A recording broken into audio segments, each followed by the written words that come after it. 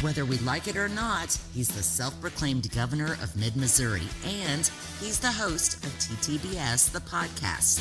Since we can't shut him the hell up, here's Tom Bradley. Thank you, Nikki Garman, and you can't shut me the hell up, and we got a lot to talk about. And people are like, "Are you late getting started today?"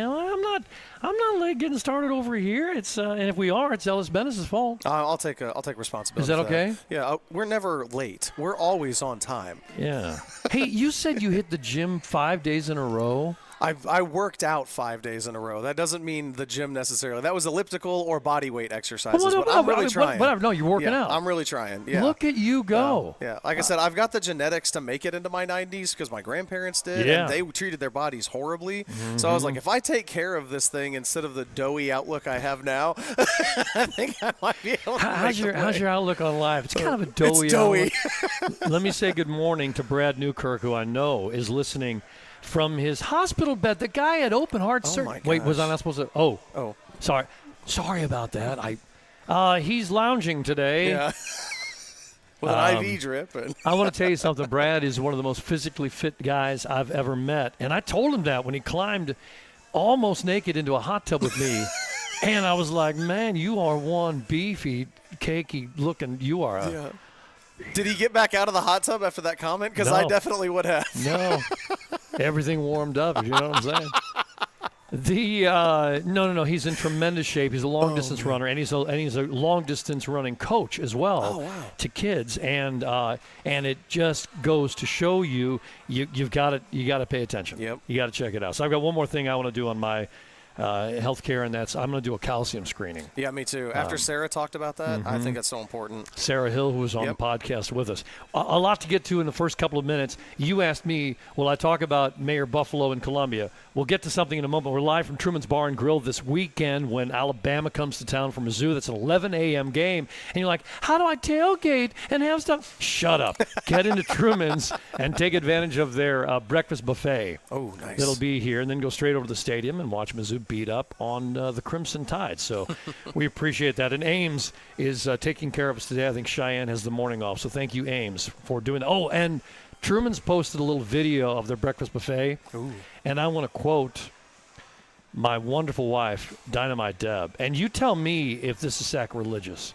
She says, "Good God, I'm starving now. That all looks delish." When she says good God, that's not sacrilegious. That's her praying. I think that's a praise, right? Okay. Yeah. Praise the Lord, I'm starving. Praise the Lord, that food looks good. As it is.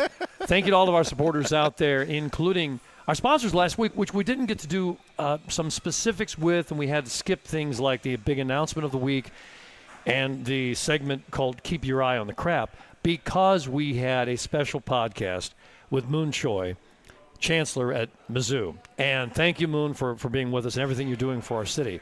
Now, a quick mention about Mayor Buffalo. I'm going to say, as of right now, the offer still stands. Babs, you can come on the show. It's been about 2 weeks since I reached out to you and said, we had a shooting in Columbia, and I need you on the show. And she has not responded to the email.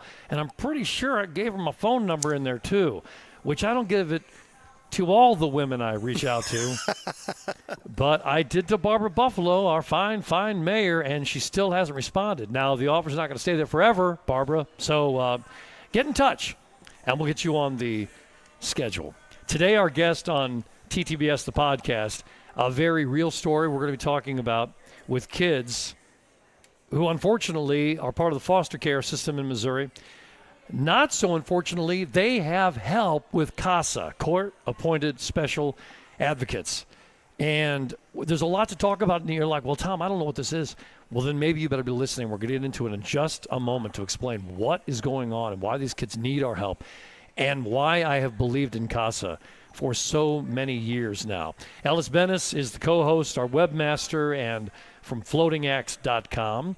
Went through the talk about your working out, but explain to me, you're taking care of a rental house?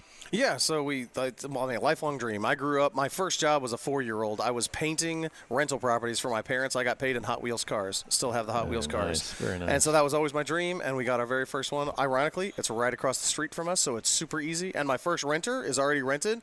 She happened to have given birth to my wife, so my mother-in-law will be right across the street. I got lost on that thing. Yeah. Your first renter is already signed on. It's my mother-in-law. Yeah. You're still working on the place. Yep. Is she in there like in her house slippers All walking of her around? stuff is in there, but she hasn't moved in yet because the bathroom has to be done first. Okay, you're doing that now. Yep, I'm doing it's it better now. to take care of the bathroom before your mom-in-law moves in, Yeah. because if you got to go in while it can be really embarrassing for everybody. For everybody. So I'm just going to put it out there like that. Do not wait to take care of that. It is time for us to get to our next segment, big announcement this week. Releasing the hounds in our big announcement with Creekside Pet Center and their other locations, including in Columbia, Bed and Biscuit, and in Boonville, of course, Dirty Harry's, Creekside Pet Center. Oh, dude, they're horses, by the way. I saw this week. They love animals so much. They have horses, Creekside? Well, not at Creekside, Okay. but the Brummett family has horses. Oh, cool. So, I don't even know how many, like 5? Wow. So we were there within 24 hours of Cisco being born this year. And we were over there at the stables, and I have an emotional tie with a horse now. I never knew this could happen. And when I saw him a few weeks ago, I was like, "What's up, buddy?" He's like, "I know you." And I did the same thing. I gave him a horse nod. I was like, "I know you." They had a horse dentist at the stables this week. Oh, my There's gosh. such thing as a horse dentist. dentist. They put the head of the horse. This isn't like a Godfather routine. They put the head of the horse in a sling, and then they get this big shop light shining into the mouth, and the horse goes and shows its teeth. I never knew this was going on. Anyway, I want to know who gets bit more. Do you think human dentists or horse dentists get bit more often? I like the question. Can you research that? Yeah, I'll look that up. Next week, ChatGPT, tell me. we will talk about such things. The big announcement this week is that City of Columbia, this is KMIZ officially with the story, City of Columbia says it plans to make advocating for changing the state's juvenile gun law a priority next year. Now, it is a big announcement, and I believe that everything we're doing for safety, for our citizens, and for those that come in to visit us in Columbia is a major priority for us right now. And any idea that would like to be thrown on the table, throw it on. Put it on the dry erase board, and we'll just put them all up there. And if you want to talk about guns and gun laws, I am all for talking about what we should do and not do and such things. And I'm a big supporter of the Second Amendment, as you are as well. Absolutely. And I know you carry. Well, we talked before the show. There's stuff in this that I just did not know about juveniles having firearms and stuff. So there's a lot of like ambiguity in this. So yeah, it's something we need to talk about. Even people that really support Second Amendment, or they carry on a regular basis, or they got 18 guns and they love going hunting or protecting their home or whatever it is. Even many of y'all don't understand the laws. We've got the federal laws and we've got the state laws, and they're not jibing. J-I-B-E. Do you know that AI looked it up and they're like, no, you're trying to spell jibe, G-I-B-E. And I'm like, AI, bitch, I got you this time. The word is jibe. I thought it was jive. No, with a jive V. turkey. No, it's jive is a whole different thing. right. Jibing, all right, means to be in agreement or in agreement, working together. It's working like this. Okay. And it may come from a sailing term. Look it up if you don't believe me. The flying jib. But when you right. when you look it up, you'll be like, I'm jibing with Tom Bradley now. I never knew we could jibe together. In some counties in Missouri, it's recognized as a dance, and jibing in those counties is outlawed. So I'm wait, just gonna- be careful, because if you're jibing with Tom, you might be breaking the law. Depending on the county. Be careful. Check your Depending on county the county. ordinances. So why am I all in support of this? Because I don't like the laws not being congruent. That's a problem, and it leaves us doing, what are we doing here? And I know everyone wants to talk about federal law and rights and state laws and rights. Guys, I'm pretty sure when we got out of the Civil War, none of it has made sense to me since. Not that I was here Yeah, I during was the like, Civil the way you War. phrase that. But it doesn't it doesn't make sense. And the reality is we've got to figure out how to work these things Yeah. together and still retain not only local control, which people want to talk about, more importantly, local responsibility. Right. Next time you want to talk about local control, try to put responsibility first. Right. And remember that there is something else. It's actually a job that comes along with that. Well, and I gun want a rights is one car. thing, but a 16-year-old kid with a Beretta stuck in his waistband, that's not what we're talking about here. That's exactly right. Yeah. So we want to get into this and talk about it. So I'm glad they're looking into it. Of course, it was a unanimous decision by the city council. We'll see what goes on with that. But I'm glad they're moving on that. Thank you last week, Moon Choi, being on the show. I, in fact, cannot thank him enough for the conversation that we had. With that, I'm going to bring on the bed now that tells that's a technical term for music. Mm-hmm. I'm bringing on the bed. No. That brings us into introducing our guest this week, but our guest is not singular, it is plural, and we begin by saying good morning to one of the people that are making things work at CASA, Court-Appointed Special Advocate or Advocates, CASA, and what exactly that means. And now we say hello to Angela Carson. Good morning, Angela. Good morning. How are you? Doing fine. This is, we got to be honest with everybody, okay? Yeah. So we're going to mention this right now. You weren't supposed to be on the podcast this morning, This is correct. but we thank you for stepping up Happy to do it. and saying that you would. You know, we've talked before on my radio show about CASA, and we've had many a person on to talk about it. But I want to get into the human side, and this really we're talking children, on what CASA does and why you guys exist and why it means so much to a lot of people out Yeah. there, and I'm one of those people. So tell me, how did you find out about CASA? My journey started 11, 12 years ago. My husband and I were foster parents in Jefferson City when we lived there. And our youngest joined our family through foster care. And in the process, as a foster mom, every time I would go to the courthouse and be waiting for her case to be called and just observing all of these kids who actually didn't always have somebody in there waiting for them or speaking up for them was really eye-opening to me. And she didn't have a CASA volunteer, and the caseworkers would just keep changing, and not out of malicious intent at all, but they just wouldn't pass on information about her very well. So you didn't know anything about CASA, and you're not an attorney. Correct. So you didn't even know what the hell was going on in the courtroom. Yeah. And so you're a foster parent, and the only reason you were there was to be supportive to the foster child, and because, let's be honest, you needed to take her over and then bring her back. So it was like taking her to basketball practice or something. Yeah. Well, right? she How old was she, by the way? She was an infant, so she literally didn't have a voice. Wow. And so I felt like my job in the room at meetings was often to bring pictures, tell stories. I wanted her to be a person to all of them so that they would care. Did you feel like the court allowed you to do that? That you're like, but Your Honor, here's a picture? Or did they say, sit down, ma'am? In the courtroom there, it's a little different here, and I think that foster parents are asked for like their updates and perspectives more than I was then. But I was acknowledged, but never got to speak. Really? And so that's what made it feel like such high pressure to make everybody in the meetings who were going to get to speak to the judge really care about her and make her come to life. She was too little, so I'd bring pictures and just talk about all the things she's doing, because I wanted them to remember Leah, not her case number. It's interesting you talking about you and your experience in Leah, because I don't remember ever hearing the story over the years I've been involved in CASA. And a lot of people in your position working with an organization like CASA would say, well, I got out of college and I started working with some nonprofits. My heart always told me to do this, and that's why I wound up here. And yet you came through a different doorway, didn't you? I did, yeah. Very, very much different. Yeah. And I didn't know that Leah, you were going to talk about this, and that she was an infant.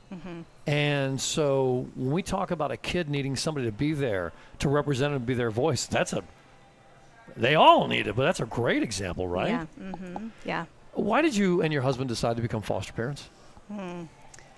I don't know that I can totally explain it. Even before I was married or had kids, my heart was just drawn to adoption, to care for orphans. I mean, part of that's my faith. And so whenever we got married, I'm like, just so you know, I feel like adoption will be part of our family at some point. What do you think? You didn't tell him beforehand? Yeah. No. You waited until after. She Now, dropped While we that were bomb dating, while we were that dating. night. if you know Jeff, he's pretty good with the before we flow. consummate this relationship, We just need to talk about this. when you said I do, you don't have any idea what you were saying to. No, something he must have. This Yeah, is the kind of same. guy you guys Yeah. already understood each other. Yeah. So yeah. And so we had 3 biological kids, and then foster care wasn't necessarily the route I thought we would go, but it just became really apparent there are kids already in our community that need a family. But also, we're like, we want to help more than one kid if we can. We have room in our home, and so room at our table. And we thought we would probably, because that's typical, you foster lots of kids. Our story was unique, and people shouldn't go into foster care saying, I want to adopt a baby. That is not what foster care is for. Right. We want families to reunify. And so God, what an impactful, important portion of everything you guys do that little statement is. You want the families to reunify. Yeah. That was, and we've talked about it before, we were a foster family as I was growing up. Once we became that, it was like, duh, this was always going to happen anyway. And I know that my parents were not able to have kids anymore after the first 6. And so what do? You got to bring more in. And so we became a foster family. At no point, and we had 3 babies during the course of that time, and then an older child also. At no point did they come into the house and we think, gosh, I hope they can now be our brother forever. The thought was, what's going on with their mom, and will they ever want them back? Will they clean up their act? So I'm so glad you brought that up. Yeah. And so, yeah, we love her mom still to this day. She just couldn't do it and wasn't ready. And at some point, children, they deserve permanency, and Leah couldn't wait forever. And so at some point, then what does become best sometimes is for children to go into a guardianship with family or be adopted by a foster family. But what really was awakened in me in the process was the word advocacy. And I didn't know about CASA at that point. But looking back, I'm like, that's what she needed the whole time. Because it was so difficult to hear in the courtroom. Like, the judge has, you have 1 minute in front of the judge to, give updates. And they're trying to make lifelong decisions, that impact the kid's whole life with the information that they're given in the courtroom. But some friends of mine were foster parents, and their kids did have a CASA, and she was a game changer for those girls. Really? And so that's how I learned about it. And Leah ended up being our one and only. Oh, wow. Yeah. She never left. And that's not a typical story. How old is Leah now? 11. 11 years old. Yep. Leah may catch some of this podcast. I don't know. I don't know that it's necessarily for kids, but if she does, Leah, I just want to say hello. And we're talking about you, and I know that could be kind of weird, but you're special in a most outstanding way. So I just want to say hello to you and acknowledge that you're a real person out there as we're talking about your life. And I think that's part of what we're dealing with this morning. We're going to talk to people this morning like Darren Day. He's going to be here, and he's a friend for a long, long time. And there's a big event coming up. We're all going to be out at Pierpont. He's going to be slinging drinks and raising money. It's great. But that night we may stop down a little bit and talk about the reality at CASA, but I wanted to do that this morning, that we really get into this here. So did CASA reach out to you guys with Leah, or did you reach out to CASA, or what happened? Her case was closed, actually, and we had moved to Columbia, and my hands were full. We were not fostering anymore, but I'm like, I want to get back into the space somehow, and so I became a CASA volunteer after she got into kindergarten. Because you only had 3 kids of biologically, and now you had another that was to be with you guys forever. Yeah. So that you had room. Yeah. Free time. Not in my house, but room in my heart. Yeah. And so I'm like, that is how I can it's a deep impact. It's different than showing up and just volunteering for an hour. And it's my passion. And so I decided that's something I can do. They won't live with us. But go to them, get to know them, and be their voice in court.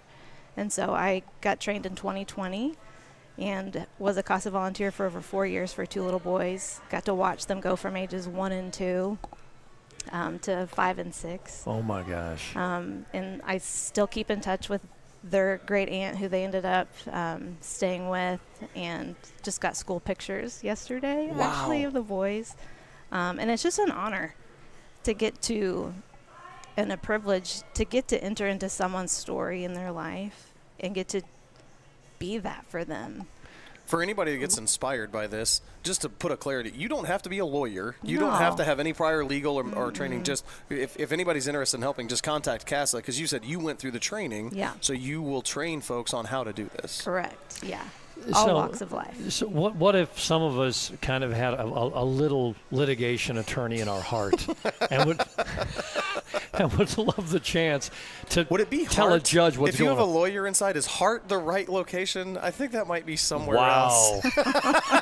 I got some attorney friends that are laughing very much at that right now. No, but you guys, you go through a level of training to get up to this thing, but we need people to represent, and CASA is needed. So it's not just the child that we're talking about being Leah or the two young guys that you represented. We're talking about there's a need out there right now. Oh, yeah. How many kids are there in foster care in Missouri right now?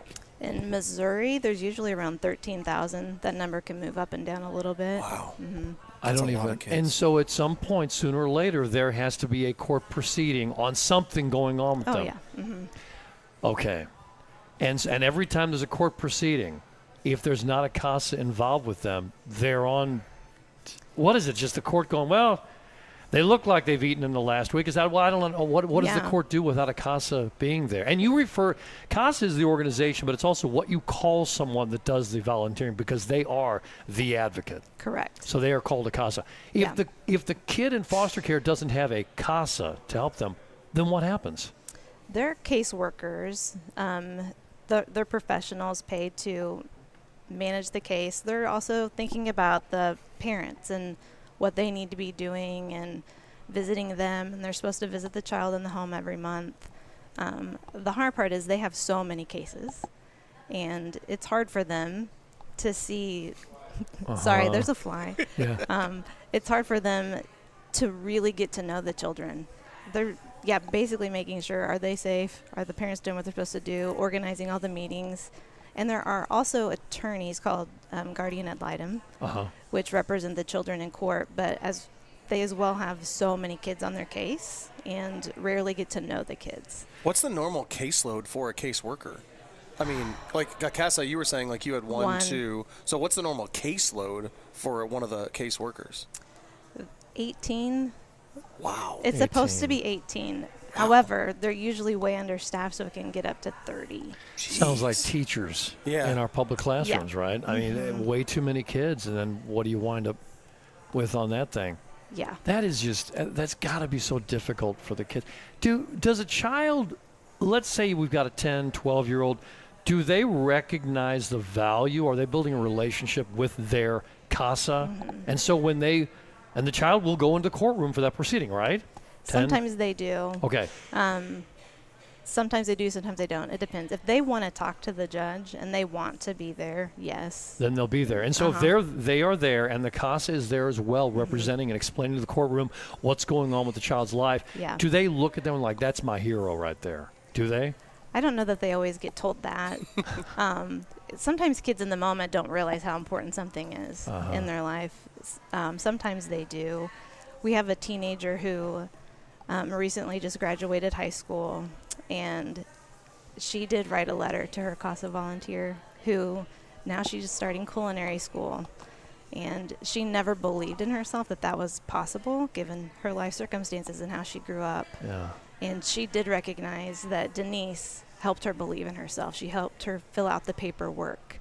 She helped make the dream come true and helped her see a different vision for her life. And so when you're working with teenagers, there's more of that opportunity, and they're older and they recognize, also you're not paid to be here. You just want to be here. And that feels different. That's a real relationship, and that person really cares. Yeah. To show up for you, not for a paycheck, but just because they care. The generosity, the love that you guys had in your family, which love is a many splendid thing. Love can't be divided, but it can be multiplied. And you can't take away love. It doesn't work like that, but you can add love. Isn't that weird, the way that works? And you guys had so much that you needed to share and begin to multiply, and so you did that. How old is your oldest child? 17. 17 years old. Life's much different now, isn't it, for you guys? Very different. Very, very different. Boy, you are really in the swing of things now. So 17 down to, and Leah, is Leah the youngest then? Is that correct? So it's 17, 15, 13, 11. Oh Lord. This isn't a prayer, but God be with you. Yeah. Thank you. I don't know what else. I don't want to That say. is a prayer. Yeah. You need the help. I know we need to move on, but thank you for standing in, because it was at the moment's notice. Was like, we were going to have a wonderful grandmother on. Can you quickly explain, and maybe we'll have Virginia on sometime, can you explain exactly what went on in her life? Yeah. Her 2 grandsons had come into foster care, and because of the tension on the team and caseworkers constantly changing, she just wasn't getting good communication. She didn't feel like she was being heard, and actually the boys they're at risk of being removed from her home over some misinformation. And so ACASA got assigned to the case, and Denise actually was a volunteer on this case too. Whenever she started coming over to the home frequently too, she got to really see what their home was like and the love that was there, and began speaking up and making sure that Grandma's voice was being heard in the meetings and not being overlooked. And the boys were able to stay. They were at risk of being moved to a whole other town. Oh, geez. Leaving their school, like all the stability that they had was at risk, and that causes more trauma to kids. And so when Virginia talks about everything changed whenever Denise came onto the scene, and the boys, she trusted that Denise had the boys' best interest at heart. And they bonded with her. They're still in each other's lives to this day, and friends. And sometimes CASAs do provide that support even to the caregivers too, and making sure that their voices are being heard. And we want to keep kids stable where they are and support families. And so Grandma Virginia ended up adopting her 2 grandsons, and they're doing phenomenal. That is here so in fantastic. Our community. But she's a huge cheerleader for CASA because it was a game changer for her and her grandsons. Another question that just came to me. I know you mentioned graduating from high school. That graduates you and you age out of the foster care system, right? What about CASA? Do they age out of having their CASA volunteer involved with them? What does that normally look like? CASAs stay on the case until the child exits the foster care system. Kids can stay in the system till they're 21 now. Oh. And the some kids are like, I want out, and I don't blame them, but they're able to receive just a lot of support and resources. So I think that's a good question. Yeah. And I understand that gray area between, well, it's an official date, or no, we can kind of help them. I know a lot of people, our kids, who needed a lot of help. Yes. It wasn't like 18, we changed the locks on the door, although it was a nice idea. And I did try one time, and I got in trouble for that. Angela, thank you for your time this morning. Absolutely. And the very personal stories. It's really great, because we're gonna shift now, and I'm gonna bring your mic down and bring up another mic. We're still talking CASA, but I wanted to make sure we had a chance, Ellis, to talk about the realness of this, of the reality of the kids. And they're out there right now, and they need this help. And I think at a certain level, the organization of CASA needs the help as well. So we want to bring to the table now to talk more about the organization, what's going on financially, Kelly Hill, Heart of Missouri CASA Executive Director. Good morning. Hey, thanks for having me back on. Thank you for being with us. I didn't know the story that I know, Angela isn't had. she amazing? You knew it, though, right? Oh, my gosh. I read She her. didn't just throw that on you right best now. decision I made 4 years ago. Right. I read her cover letter. I'm like, hired.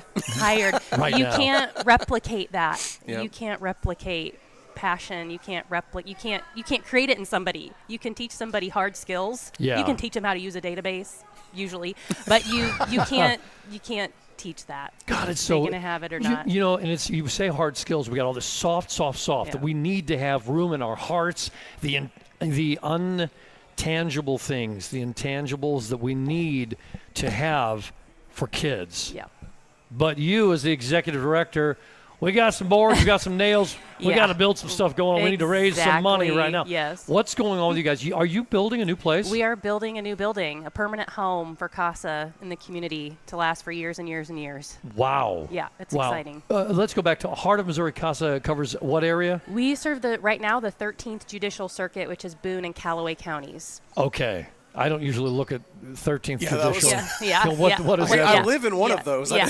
I didn't know I was in that There circuit. you are. Yeah. So it's Boone and Callaway. Callaway, And this home you're now Is it just a dream? Did you start breaking ground yet? It's not just a dream. It will come to fruition. We break ground officially in the spring and start construction in the spring. Okay, so you have your ground. We've bought land. We have 1.3 acre plot of land on North Stadium by Knights of Columbus. Nice, good. So we have raised to date 2.7 million of a 4.6 million goal. Damn. Yeah. That's incredible. Right. Yeah. We have a great community that's getting behind us here. So. Wow. I want to talk more about the specific dollars in a moment. What will the home be for? What is it exactly going to be? Yeah, when I say home, I mean like a home for CASA. It's not a home for kids. So it'll be our permanent headquarters and clubhouse. So we have two main things to accomplish in this space. One, it's going to give us enough space on our training advocacy center side to have the staff and to provide the training necessary to serve all the kids who need us. So we've tripled in size over the last 7 or 8 years. We were serving about 20% of the kids in need in 2017. We're serving about 65% now. That is unbelievable. Way to go. Yeah, it's great. Let's just sit in that for a second. I want to tell you something. I have friends who have gotten involved with CASA. Mm-hmm. We have family members. Ashley, our amazing Ashley daughter, is involved with you guys. Yep. We've had you guys on the show. We're all a part of this thing Yes, going on. you We've are. done a hell of a Yes, job. you have. Thank you for that. Yes. All right. I mean, that's really, yeah. really great because Yeah. we get behind things. We feel the passion for Yep. them, and we want to see things go well. To go Yep. from 20% to 65%. Right. Yeah. Over about last 7 or 8 years. So, That's- and that represents kids' lives, just like Angela was talking about. Yeah. We're serving a little less than 400 kids right now a year, but there are more than 600 in need every year. So we still have about 200 kids every year who still need a CASA. So we've grown a lot. Can you but we explain still that need number more. difference? Because we had said there's Yeah. 13,000 kids in, but then you're saying there's 600 that need a Sure, CASA. that's in our local area. Okay, So gotcha. 13,000 is the entire state. The whole state, gotcha. So in our 2 counties, on average, each year, there's about 600 to 650 kids in foster care. Okay. And every year, we're averaging a little less than 400. We've reached that point some years. So Okay, just- and again, to clarify, it's not a new 650. No, It's that it's hovering yes. around, and if we Yeah. have 600 or 650 kids in foster care in these 2 counties, we'd love to have 600 to 650 CASAs. Yeah. Okay. So, well, we actually only need around 300 Because of siblings. Yeah, sibling groups, exactly. And we have about 190 active in a year. So we need about 100 more, which is a Okay. big number. Yeah, So but we- you're growing. But we are. and you're getting they're- more. So, and every time Yep. somebody else comes on Yep. board, their neighbors or a friend or family Yep. member goes, "So what are you doing now?" And they Yes, explain exactly. it, like we're doing here today. As many times as we've talked about, it's not just when you've been on the show. Right. We've talked Yes, about. yeah. You didn't even know we were talking about. I you. didn't. Thanks. Yeah. It's all And we- good things, and right? we bring it up, Yeah. and somebody be like, "What the hell are you guys Yeah. talking about?" And people, but they're learning. Yes, right. Okay, so we need space for you guys for what you are doing. Yes. And this new building's going to be on North Stadium. Right. And it's going to cost over $4 million. Yes. You're over halfway there. Right. There is something about someone has pledged some money to you. Right. How much money is that's hanging out there? Well, the 2.7 is in committed pledges and gifts already. Okay. We also right now have a really exciting challenge grant that isn't a part of that 2.7. We have a foundation called the Maybe Foundation. No, wait. Maybe? I Like know. maybe you'll get it, maybe you won't. I know. No, it's spelled differently. But I swear to God, I did not know. I know. You had to say it. If you didn't, you From would a have missed an marketing opportunity. standpoint, they Yeah. might need a different Right, name. right. Yeah, maybe Yeah, they do. especially as somebody giving you money. Yeah, maybe. Maybe. Yes, we had to go there. Thank you. Okay, so we have a $600,000 challenge Whoa. grant. So the next $600,000 we raise will all go to unlocking that challenge grant. When I saw that, because I've been involved with a lot of different radiothons, telethons, and fundraising like that, and sometimes they put those out there, and it's like, is that real?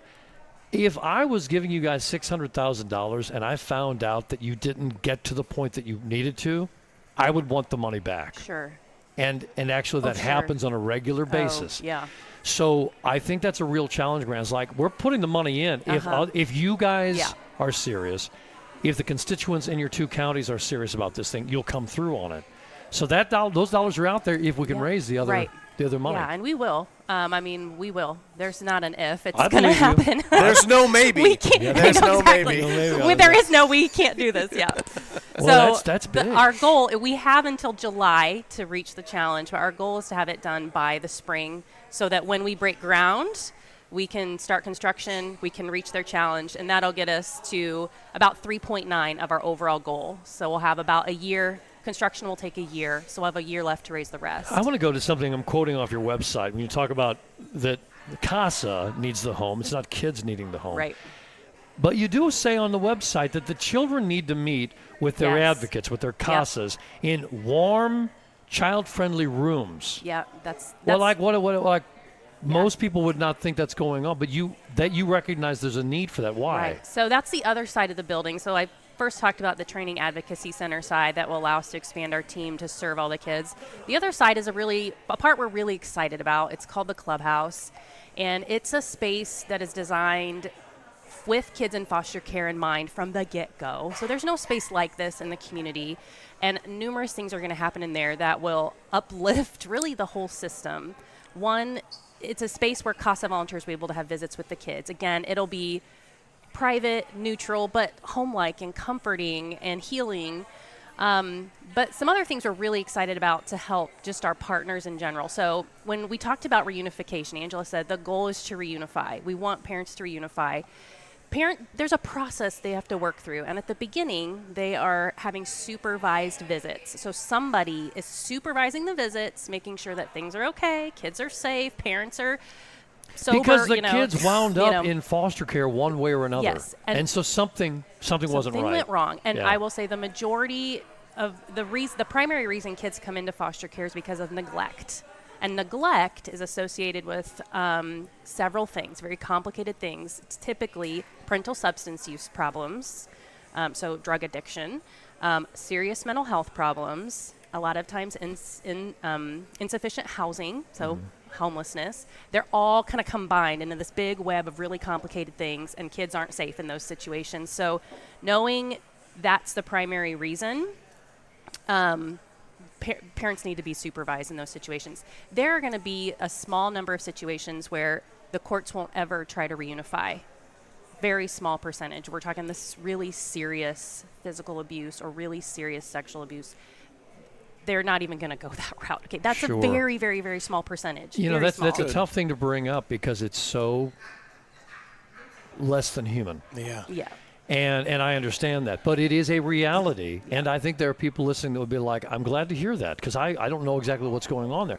Other people could be under the stresses of mental illness or substances they're addicted to, and maybe they are able to grow out of that. Yes, they can get help. Yes, Right. and then at that point, there also might be something about a child and how long they've been in foster care and what's going on with the parent, and maybe you get to the point that they're 15 and maybe it's just not going to happen now, possibly. Yeah. Especially so, if the things are working well in the foster care environment they're in. Sure. Yeah, this is the hard part of foster care is there's not always black and white answers. You know, parents deserve the opportunity in most situations to put the work in to get their children back. Termination of parental rights is the worst civil judgment that exists. It's equivalent to murder on the criminal side. So like we have to be really serious about taking that route. But kids also deserve permanency. Time is different to kids. You know, they don't deserve to linger in foster care for 2 or 3, 4 years because we're waiting to see if some family is going to get together. Yeah. Like, so there's a balance, and parents need as many opportunities from the get-go as they can get, which is a whole other conversation. But in the clubhouse, what we're going to do, there are not enough good spaces for parents to have supervised visits with their kids. There's a space issue, and then there's a supervision capacity issue as well. So one of the things that we have designed into the clubhouse is these spaces where supervised visits can happen at the clubhouse. And I think the quality of visits is going to go up. The number of visits is going to go up. Parents need more supervised visits than they get. It's like they get 1 hour a week. That's not enough to maintain a bond with your kid, especially if you had a baby. So we're going to be doing that. The space is going to be used for a lot of sibling groups are separated in foster care, a pretty large percentage. So, and they deserve to have visits. And sometimes a placement provider might not want those visits to happen in their house for whatever, like, oh, it's a sibling group of 6 kids and I have my own kids. Like, it's a lot. They can have those at the clubhouse. Again, it's private, but it's also a neutral place. It's a friendly, comforting space. So there's just a lot of ways we're really excited about providing something that doesn't exist in our community to kids and families in foster care that we think is going to help their outcomes long term. We're hoping that having this space and helping with supervised visitation will help with reunification outcomes. I want to make sure people understand that when I talk about things that we need to work on in Central Missouri, right, when we can get down on whatever it might be, whatever entity it is, when we talk about that, the reason I bring it up is because I care, and I know everybody around me cares about what we're talking about. And this step that you guys are making with CASA is the kind of thing we want to see happen. Right. This is beautiful that you guys are working on it. I know we've got to move through, but Kelly Hill, thank you for talking with us. Thank you. And how long until you're going to say, okay, we're hitting the deadline? How long are you giving yourselves to raise the money? Well, specifically the Maybe match, we have until July 8th of 2026, but we'd really love to hit that by March 1. So any gift that we get to the campaign now is essentially matched. It's doubled right now because we have this $600,000 match. Okay, then we're going to be working on it with you, and please stay in touch. And we're going to shift again with our cameraman over here operating it. Are you okay with your fingers? Yeah, there's 4 buttons. It's really complicated. You got a lot going on. It's real difficult. You're going to find a common theme here as we talk about parenting and bring on Darren Day, husband, father, CASA, firefighter, part-time bartender, and friend. Hello, Darren. How are there you are right there. How you doing, man? I'm good. How are you? Good.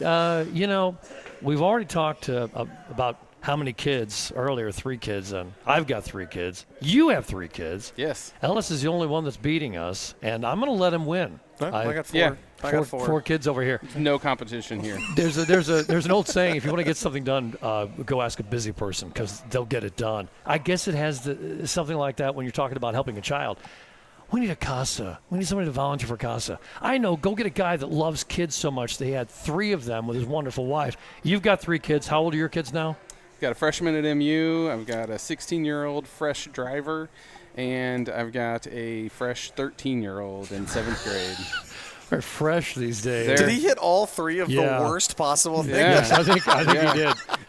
Yeah, that's difficult stuff. But you've been involved with CASA for a while. Yes. And you brought back your Cocktails for CASA coming up in Pierpont, and that's a week from tonight. Yes. And I'll be there, and so will hundreds of other people.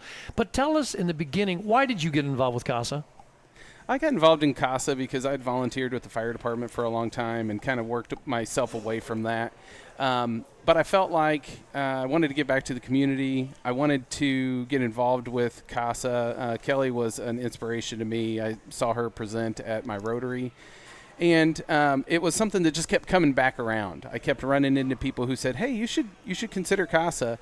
And one thing I like about this organization is that I am working with kids who none of them asked to be in this situation, right?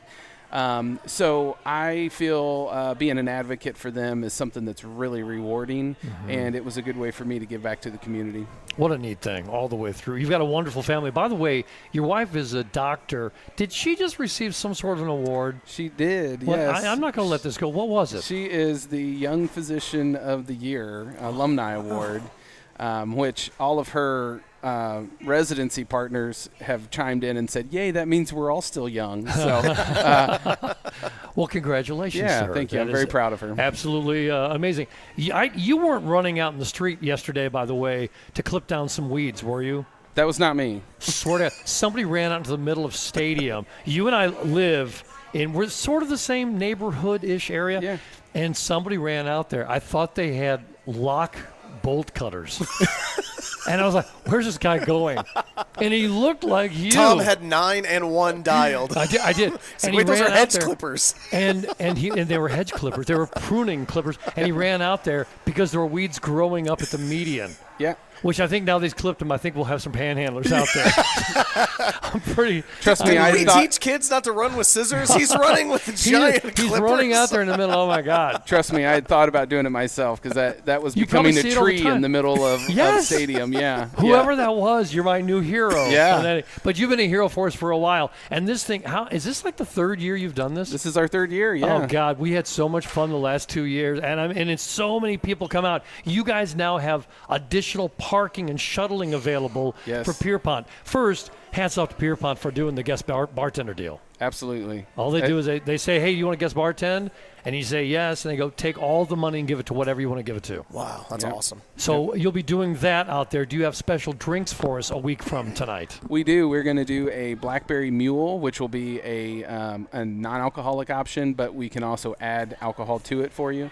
What's in that? That sounds interesting. So it's like a mule. Like it's got ginger beer. Pretend and I've never drank alcohol Okay. in my life, All right. and then All right. explain it to me. Which he hasn't. Well, what's beautiful about a mule is you can do a mule so many different ways. You can do a Kentucky mule with bourbon. You can do a Moscow mule with vodka, and so it's a very versatile drink. It turned out to be our most popular drink last year. So Would you say this is a Missouri mule? Missouri. this is a mule however you want it.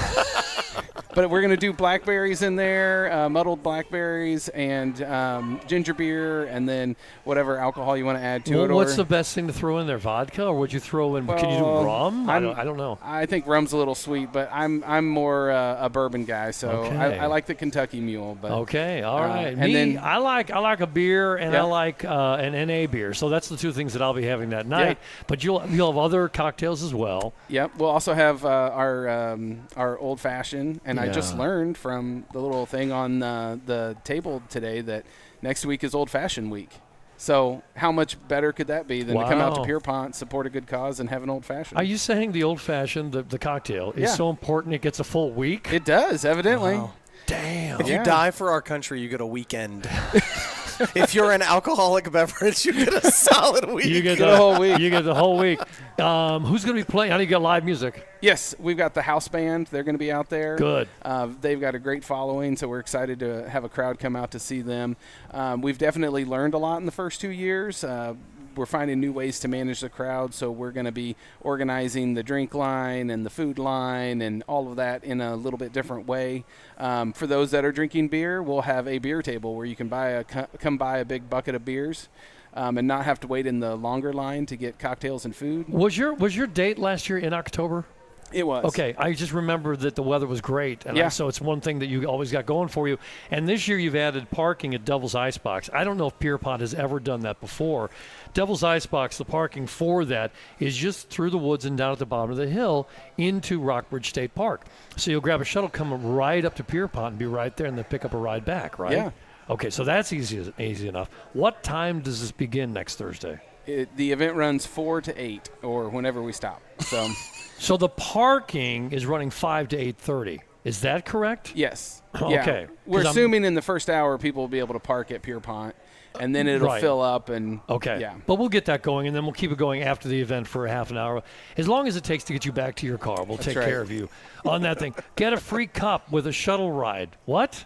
Yeah. So if I ride the shuttle, I get a free cup? That's right. Is it filled with something? Sorry, I'm asking too many questions. It may be filled with water for you on the way there. That'd be fine, to too. Hydrate on the way, but Missouri Auto Auction's one of our sponsors, and so we've got some cups with their logo and with Casa on there. MoX is helping us with the shuttle as well for a discounted rate, so we want to Good. say thank you to them. But Missouri Auto Auction's part of that as well. We felt like transportation and shuttle just kind of went well together, so we've got a lot of supporters this year. I want to bring up the others, and you can mention them if you'd like to as well. Quest Tech, Tiger Pediatrics, and Calabite. Yeah. What is Calabite? They're the power company out in Callaway County. Okay. Yeah. Kala, being coming from Callaway. Yep. There we go. And it's the internet, too, so it's power and internet. Okay, and Yeah. Questec Mechanical and Tiger Pediatrics. So thank you guys for joining in and being a part of this.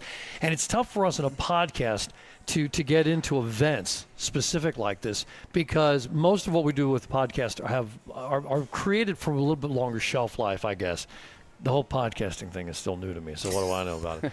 But It's been around for 15 years. It's new to Tom. I appreciate you guys reaching out and saying, let's get together Yes. and talk about this thing, and also the help from Amazing Ashley behind the scenes saying, hey, Dad, don't forget. And I'm like, okay, thank you. I appreciate that as well. But is there anything else that I'm missing right now? Oh, how else are you raising money that night? Well, we want to recognize Commerce Bank. They're one of our corporate sponsors as well. Yeah. So they're one of the people that are helping us kick this off. So we do have some corporate sponsors in this. The first year we did this, we didn't really know what we were doing, and I said, I don't know what a goal would be. How about 5,000? We almost hit that. We hit 4,500 that first year, and we thought that was the success. Pretty good guess. Yeah. That's Yeah. nice. Good So job. last year we're like, well, how about 6,000? Last year we hit 11,000. So that was Nice. amazing. Well, then you're not doing well yeah, because you're doing way too much money. I know. I mean, your earning is good, but your guessing is bad. Yeah, I know. Oh, I my know. God. Oh, wait. Did you make the guesses after you started on the Missouri Mule? No. No. I think I make 6,000. And they're like, Darren, we're past 6,000 Yeah, now. yeah. That's what I said. Shut up. No. Well, our goal this year is 15,000, and so Damn. we're really hoping to get to that. This event just keeps growing, and it's just so much fun. I almost feel like I'm not doing enough because I have so much fun doing this. Well, let's be honest about this thing. There are other guest bartenders that have been on a Pier Pond. Yes. How are you doing? Do you know what they've earned out there? I know Breeze Gift, I think, was one that I think they hit the goal, hit the record, but I don't know what the record is.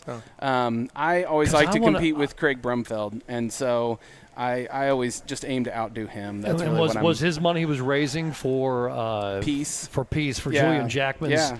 incredible organization downtown. So you think he's up here and you got to get to him? Yeah, I just want to beat him. Did you go to his event? Yeah, Will he come to yours? I bet he will. He better, bet he will. He better drop some coin. Yeah. He's got a lot of money.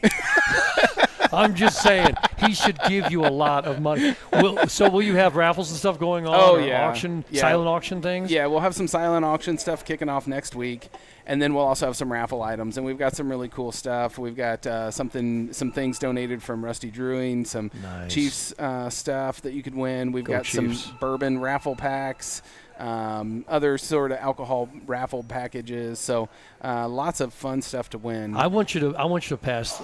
I want you to go so far past 15 that we're all talking about you behind your back, going, "God, his estimates are horrible." Yeah. he doesn't have a clue as to what he's doing. And the other thing I want to mention is Commerce Bank that you brought up. That they're your presenting sponsor. Yes. They got a lot of money too. they should just open the vault and say whatever you can carry out. Have you guys ever seen one of those tubes where they turn the air on and people have to try and catch Oh, yeah. bills? They should do that without the fan. Let you walk into the vault and whatever you can grab Grab it up. come on out of there. Isn't that other people's money, though? What are you, a bank examiner? You're obviously we not need a your- member. We need your help on this thing at all. Darren Day doing a great job, doing the heavy lifting of getting out there and making this happen. So thank you for being involved at that level and for caring about the kids that Casa is doing such a great job taking care of. So I greatly appreciate you Thank you for asking us to get involved because Yeah. it really warms my heart. And isn't that, Ellis, what we're trying to do is take a moment of our lives and give it to somebody else? Absolutely. So thank you, Darren. Yeah, Appreciate thank you. that, man. Okay. Great organization. Great organization all the way through. Appreciate them being here this morning. And sometime, maybe it'll be next year, I want to meet Grandma Virginia that we were going to talk to this morning. And I know she's very, very busy and she couldn't make it by. And that thing, that happens. Okay. There's only, are we late? How long have we been on? No, we started at 8:35 or so we're right on track. Okay. You're doing great. All right. It just kind of always winds up that way, doesn't Yeah. it? We need to go to our next segment, which I think for a lot of people has become one of our favorite segments of the podcast. And before I get to it, do you have any weeks off coming up that you need off on the show? Not that I'm planning on, I don't think. Okay, well, think about Unless it. you just want to get rid of me one No, day. no. I was thinking, I love doing it, but we cannot be expected to be here every single week. You don't know the pressure that puts on us Yeah. to be here every single week. So there will be some weeks that we take a break from it. And what else can I mention on housekeeping notes? Oh, I wanted to mention about Facebook. Yeah. Facebook has been screwing everybody that does a live video cast, because you do a live video to your page as a post. After 30 days, it expires. Right. We have now found the end around on that. And this is what Facebook is making available to us, and so we're using it. So, for instance, Tegan Higgins, I think thousands of people have seen this video now. He's awesome, dude. Tegan did. Tegan is in a wheelchair for the rest of his life, and for the rest of his life, he'll be rolling around in that wheelchair or going down in that mono ski thing on the slopes in Colorado. Oh, the tracked wheelchair. That was the coolest thing I've ever seen. Doing his turkey hunting. I love it. He'll be doing all of that with a bullet lodged in his spine. Yep. If somebody says, "Oh, you're kind of weighing in heavy this week," well, I do have some lead I'm carrying with me over here. Anyway, that is now permanent. It will not leave. Excellent. The reason I bring it up is not for the future for you to know that this podcast will live for eternity, but it's more that people have been asking us, what happened to the podcast with such and such, or this one or that one? Guys, it's not us. Right. It's Facebook. And I do have archived in my own files videos of all of those podcasts, but how do we put them back up? And they can go to YouTube. With that Yep. being said, so that's Yep. the other thing. You want to explain that? Yeah, so YouTube, for some reason, their policy is different than Facebook. So they actually keep the lives up basically indefinitely. Yeah. So if there's a show that you missed on the Facebook page, jump over to the YouTube page and see if you can find the one you want on there. All right, easy as that. That takes us now to that favorite segment every week. Are you ready? You gotta keep your eyes on the crap. You can't handle the crap. Looky here, there's a big difference between shit and shinola. As my great-grandfather always said, Matumba, keep your eye on the crap. Always keep your eye on the crap. Brought to you by Family Focus Eye Care, famfocuseye.com. You asked me, it felt like just a question out of nowhere. Who owns Family Focus Eye Care? Yeah. Dr. Rich. Very cool. Dr. Joseph Rich. Everybody thinks that's his first name is I did, until you just said Joseph. I thought first name was Rich. Okay. Dr. Joseph Rich. You can call him Dr. Rich. That's what I call him. Perfect. And go from there. Family Focus Eye Care online, famfocuseye.com. And, God, I've got to talk to him about reading glasses. I know you just get them wherever, but I want him to actually tell me what power that I need to get. Yep. I need to get some. When I was working on the tile. I know you can just buy them off like the end cap or whatever, but I mean, shouldn't you get prescription glasses, if even for reading glasses? I feel like that's still a good idea. famfocuseye.com. Go ask the them, professionals. because I don't know what the hell I'm talking about. Ask the with radio it. personality. But locations in Columbia and Eldon, and very soon at Lake of the Ozarks as well. Keeping your eye on the crap. Columbia is asking for participation in their Como to Zero initiative. Now, for most people, going anywhere and winding up at zero sounds like you're moving in the wrong direction. And I think somebody decided Como to Zero sort of rhymes, and they like the feel of that thing. Well, my friends, it's a little deeper than that. There's a different push out there that is for the what the hell is it called? The Zero Initiative. What is it? Vision Zero movement. Okay. Again, as we just talked about Family Focus Eye Care, if you say my movement is toward Vision Zero, it doesn't sound like you're going in the right direction. That sounds bad. The Vision Zero movement is an initiative to say we should not have any pedestrians hit and killed by vehicular traffic ever again. That's a stupid-ass name for an unattainable goal. When somebody walks out in the middle of I-70 at 3 o'clock in the morning and is struck by a car, they are hit and killed. And it happens. And it's happened, people walking across I-70 as it rolls through Columbia. So I don't understand it. And some of the things they suggest are very far-fetched. So I'm not all with that. So when we talk about keeping your eye on the crap, the Como to Zero initiative that they have started up for here, the city of Columbia has announced this, and I read this from KOMU.com. In a private conversation during last night's council meeting, this was published on Tuesday this week, we learned there will soon be a first reading of a median safety ordinance. And I'm telling you to be on the lookout for this thing. Median safety ordinance. There's not a lot going on at the medians besides separating traffic. if you build a median to be a pause rest zone for pedestrians, there better be a damn good reason for that, because I don't think, generally speaking, pedestrians should be stopping in the middle of thoroughfares. Yeah, or standing there, or sitting there, or sleeping there. Or begging for money there. So I'm telling you right now, anybody can say, no, this is good news. We don't want people to get hurt. The Como to Zero is a great idea. And the Zero Vision concept, God, what a stupid-ass name, is a great idea. We need to get behind this. Back down, you guys. There are reasons we build roads, 45-mile-an-hour traffic, 2 directions, for cars and trucks. People that are shipping hospital supplies, ambulances, fire trucks that are going by. None of the reasons are for pedestrians. We build different places. Like, for instance, example.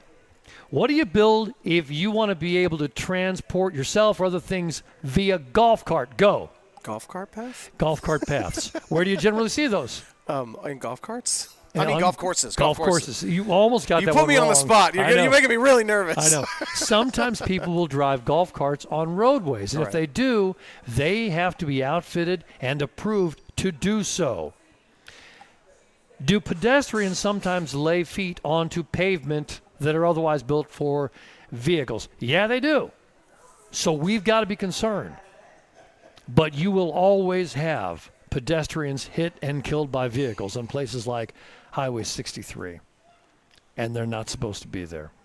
The zero idea doesn't work. When they start talking about median safety, and that's what they're looking at in Columbia, I'm just telling you, there's a good chance there's crap going on. And what's the name of this segment? Keep your eye on the crap. Keep your eye on the crap. It's as easy as that. And with that note, it's time for us to wrap this up. So we're going to hit the close on this particular podcast. Anything else you'd like to throw in? Because I feel like I jumped right into the close. No, I'm good. It's great. You sure? Yeah, I'm with you.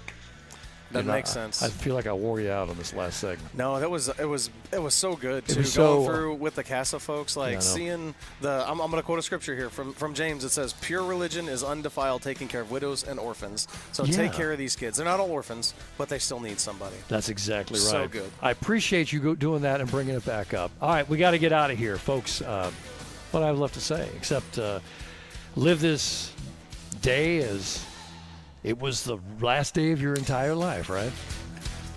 And my friends, hookah hey.